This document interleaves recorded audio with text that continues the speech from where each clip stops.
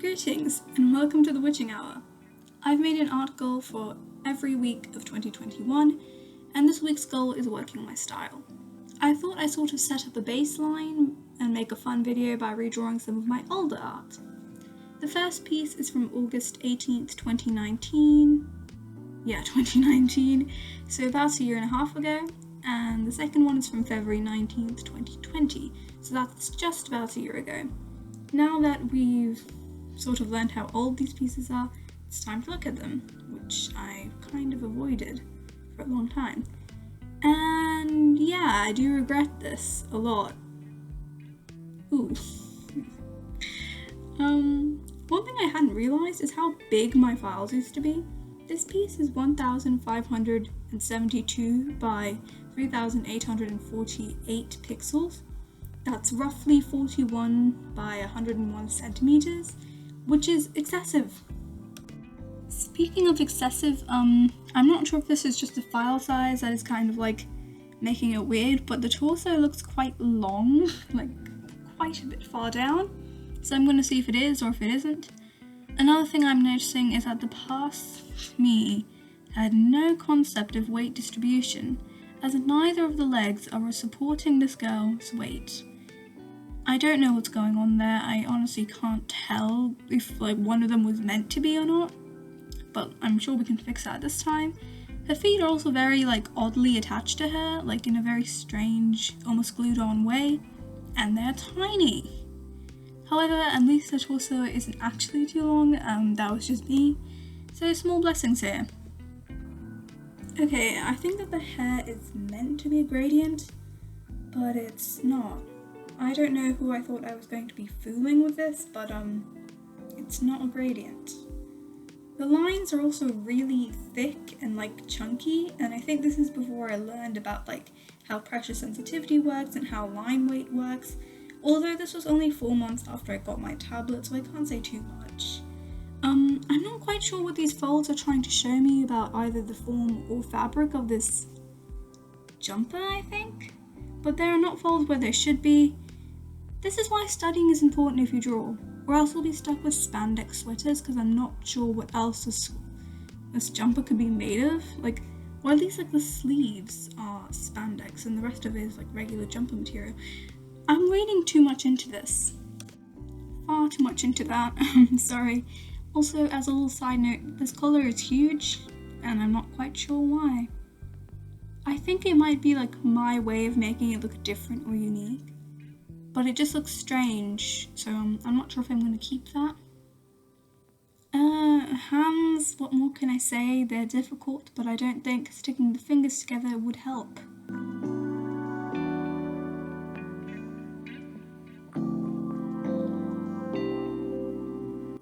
Now, this is something that you guys can do too.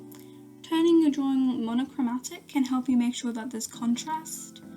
And in this picture, there's none, which is fun to know. I guess we can work on that when we like make the picture.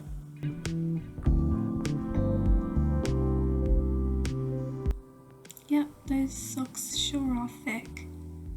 I'm so sorry, a friend made me say that. I'm so sorry. I'm never gonna say that again, I promise. So, now that we've seen what my art used to look like, let's try to do this again.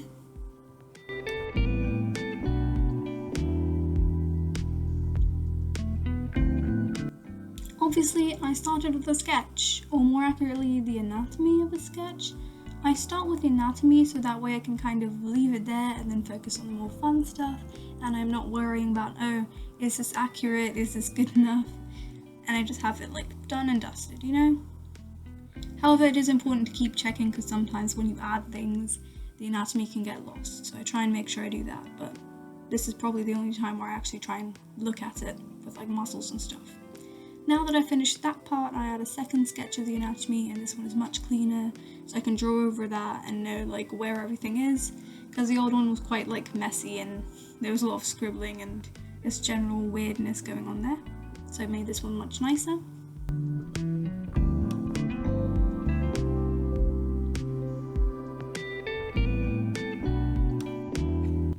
And finally, I can add some details. I wanted to stay true to the original as much as possible, and I saw that the nose was quite small and quite like high up, so I tried to do that but better, so it didn't look like her nose was tiny and squished. I'm quite proud of this face actually. I don't know, there's just something about it that I quite like. I don't know, I feel like it might be just the fact that it looks like there's an expression, which is kind of hard to do. And I actually added folds this time. I've made it as an artist, plus fingers that aren't glued together. Also a very nice addition.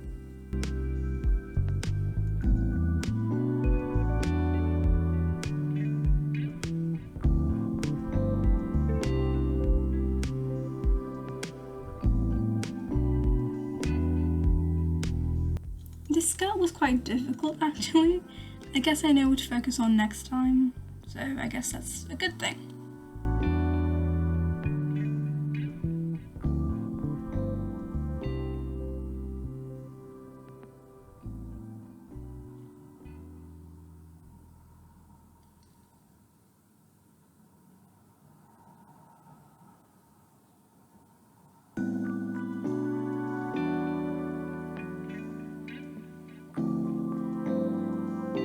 Now I'm giving her some hair. I tried my best to make it look nice, and honestly I don't have that much reference for like long straight hair because well actually no, I have long straight-ish hair. Actually no, my hair isn't that straight. It's very weird and like it gets wavy but it isn't wavy.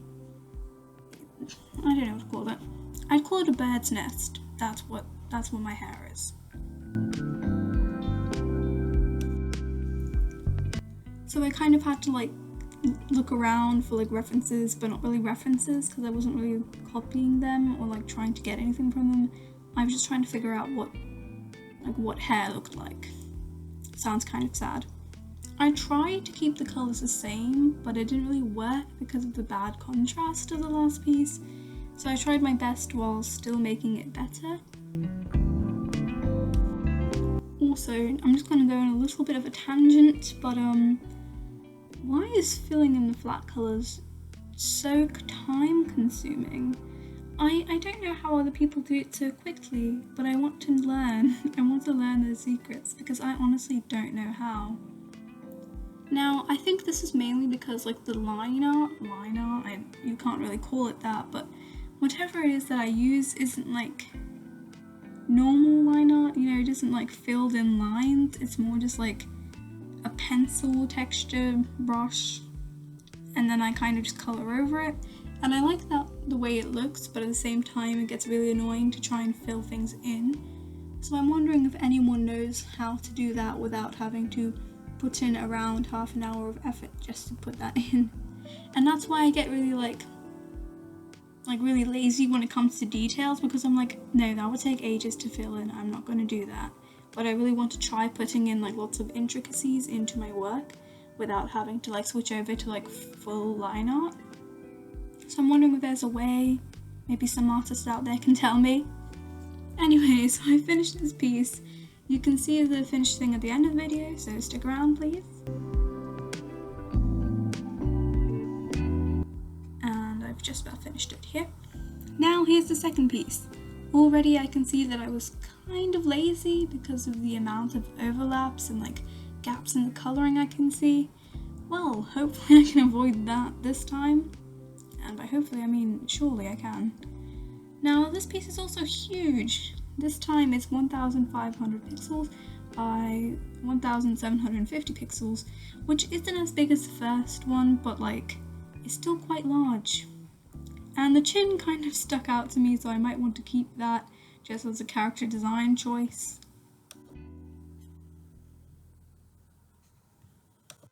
This piece is also really over-blended, which makes it hard to see where the shadows and highlights actually are, and it kind of makes you question the point of putting them there if you aren't going to like make them visible. Also, if you were wondering, that mark was my old art channel's name, or at least part of it. It's there, you can find it if you'd like, but it's not all that good. The background of this piece is so strange, and I'm not quite sure what it's meant to be. It's meant to be some sort of skyline, but I honestly can't tell what I was thinking of. I mean, at the time I was reading lots of Hunger Games, so maybe this is... I don't know. It's something. But I do like the colour scheme, and I might try and keep like the trees because they look quite different and quite interesting. Finally, the colours are not cohesive whatsoever, and there's so many versions of what is basically the same like bluish greenish colour. And now I can start my sketch. It was fairly quick this time around, so that was nice, and much quicker than the last one just because there wasn't as much anatomy involved.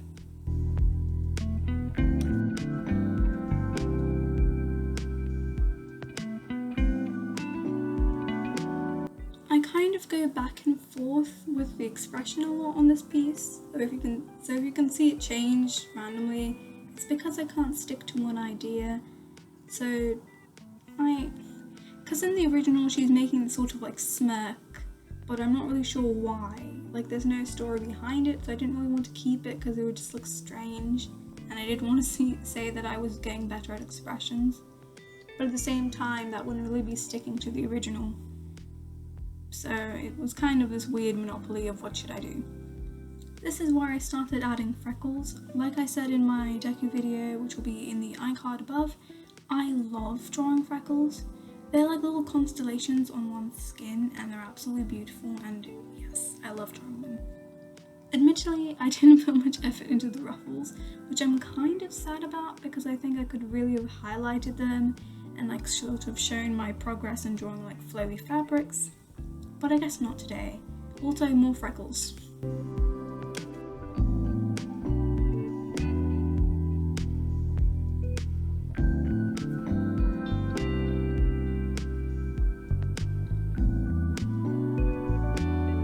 And I'm kind of just finishing off like the line art again, you can't really call it that. And I'm just kind of trying to make sure that it looks nice enough and just kind of fix it. It's weird because I don't usually use the line art, you know, it kind of just ends up being at the bottom, but I put a lot of effort into it. Sometimes I think that maybe I should just stop completely and just try and like switch over completely to Painterly, but I don't think I'm ready for that. So yeah, this is where I started picking out colours from the original, and I realised how bad they were. So I decided to have like a complete palette rehaul. I kind of like the way I said that, like it's a real thing. Anyway, I made a yellow, a red-orange type of colour and a blue-green, and I kind of just mixed it up like a painting, which I thought was quite fun and I might do it more often. And then I made like a dark tone that would act like in black but not as a black. I like doing that quite a lot, where I use like colours that aren't like black or white, but the way they're used kind of make them seem that way, but if you look deeper, it's not. It's like a little surprise in every drawing. Now I've put down the flat colours, which took a long time and hurt my brain because for some reason my select tool was going crazy and decided it didn't want to work, so I had to do it all manually.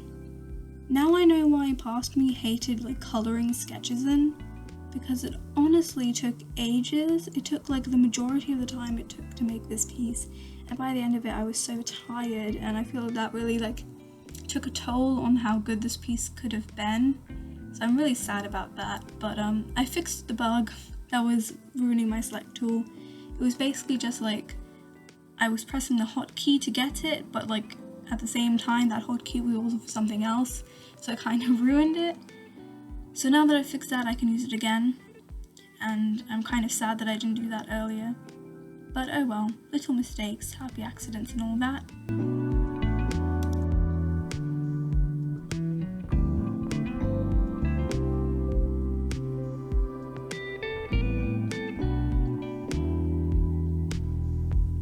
I used the hair to redeem myself because the original piece used the gradient tool so badly that I decided to use it again, but better. I think the last time I kind of just slapped a gradient on and was like, yeah, that's good enough. But that's one of the things with the gradient tool. You use it just to get the basic colours, but you have to do some of the work yourself. So I learned that lesson the hard way with this piece because it looked so ugly. So now I kind of looked into how to make it better. and now I can sort of do whatever I was doing here. However, once I'd finished the flat colours, I realised that they weren't all that cohesive still, so I made some colour balance adjustments to make it better. For this piece, I decided to shade using only layer modes because the original piece was actually the first time I used them and I failed. So this time I wanted to prove myself that I can use it more effectively and like better, because I was kind of scared of using them for like a long time after this piece, and I want to show myself that I can use them now.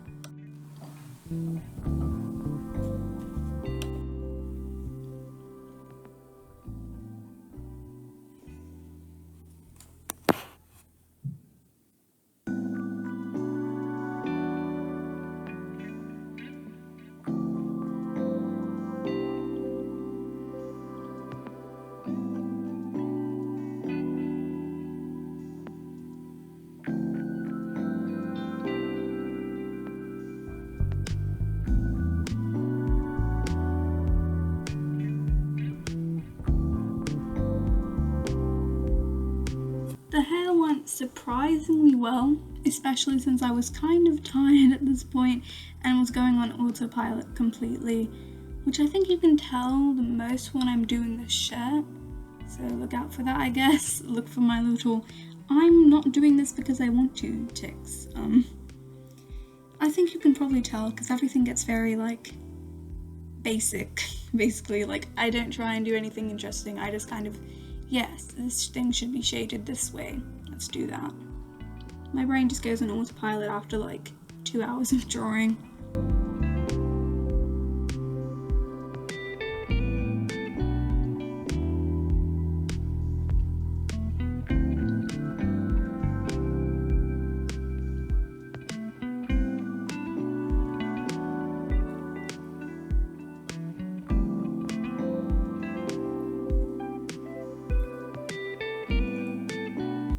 After all of that, I decided to try the background. I started with a gradient and then made it a little bit more interesting by adding like blocks of colour, but not like rectangular blocks or anything, but more like cloud shapes. I tried to be like kind of abstract with it because I haven't really given myself the chance to do that yet, so I wanted to like dabble a bit into it.